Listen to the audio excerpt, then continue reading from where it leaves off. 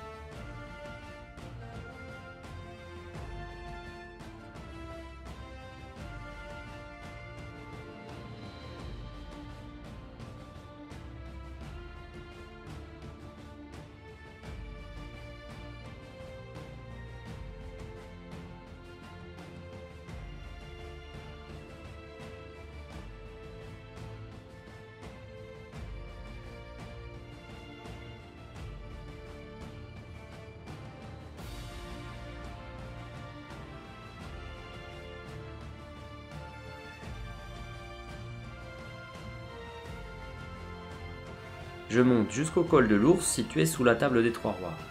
On attaque la vraie montagne rude. Pierriers, dénivelés, crevasses, tout y est. C'est éprouvant mais très plaisant. Je commence là à ressentir l'esprit HRP. On essaie de redescendre le moins possible, on prend les crêtes, on coupe, on navigue à vue, ça me plaît.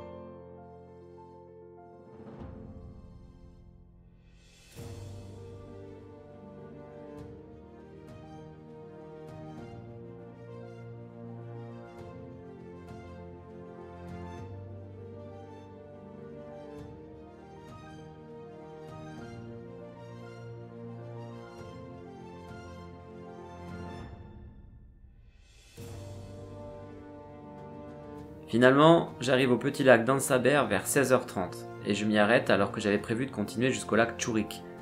Mais le brouillard de soir se lève et je préfère monter le camp au cas où. J'espérais pouvoir terminer le séchage de mes chaussures au soleil, mais ce ne sera pas pour cette fois.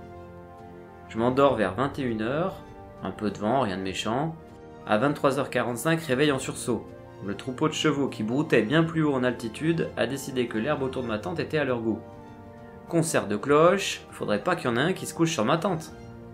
Je vois des sabots sous le bord de la toile. Comment dormir dans ces conditions ? Je me demande quand le seul auban qui tient mon abri va être percuté. Enfin, à 4h, le comble. 3 poulains décident de tester la comestibilité de ma tente. Je suis obligé de sortir de la tente pour essayer de les en dissuader. Peine perdue. Seul moyen qui fonctionne, les caresser. La scène doit être rigolote, moi, en calbar, avec ma frontale en pleine nuit au milieu de nulle part, en train de caresser des poulains. Je dois faire attention car quand j'en caresse un, les autres retournent voir ma tente. Finalement, vers 6h, j'en ai marre, je me décide à plier le camp, sans déjeuner, parce que de toute façon, dès que je sors quelque chose, ils essayent de le bouffer. Je le prendrai plus tard. J'ai dormi environ 3 heures.